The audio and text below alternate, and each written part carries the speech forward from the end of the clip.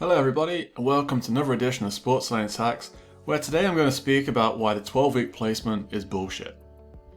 Now as a lecturer, this is a question I ask frequently to my students: have you got any work experience yet?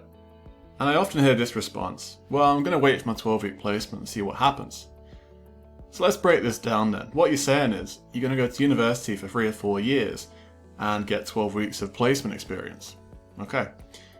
The reality is, that could be rubbish. The 12 weeks that you go and do, you might not enjoy that. It might not be your passion. You may think it is. You get to your final year, do your 12 weeks and realise, shit, I don't enjoy this. I need to find a plan B, which I haven't got. And in reality, placements fall through all the time. I had a few options when I was doing my degree. Some worked, some didn't. And if you're just waiting for one, and that doesn't go to plan, you're in trouble. So as a task, what I recommend you do, open up another tab and look at graduate job adverts. So anything you've got in mind, go and find an advert in that. How much experience do they want for that role? Is it 12 weeks? Probably not. They might want a year, 2 years. So what should you do? Consider your future now, whether you're first year, final year, whatever it is, you gotta think about it. You don't have to nail a career down. I want to make this very clear. Whenever I speak to my students, I'm not asking what do you want to do and try and find one specific answer. It's just, are you at least thinking about it?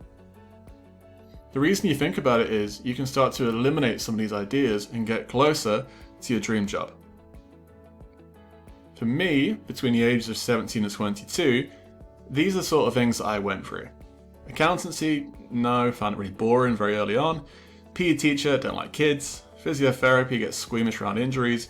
Sports scientist, the numbers are a bit boring. S&C, absolutely, that was my calling, that was my passion, and I pursued it. But how much experience is enough?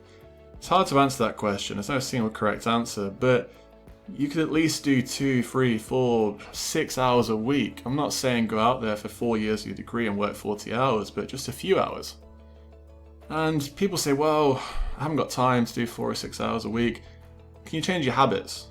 Some people have kids, some people have a certain lifestyle where it's difficult, but do you find yourself on Netflix a lot, going for Instagram all the time? Can you just trim it down and at least do 2 hours a week where you get an experience? So to summarise this short video, your career won't come to you, you have to go after it and be proactive. You have to consider your options early, so if you're in first year and you're watching this, brilliant, you've got a long time to think about this and start to eliminate stuff. It will take time, you won't just wake up one day in first year and crack what you want to do. Well, at least very few people do that.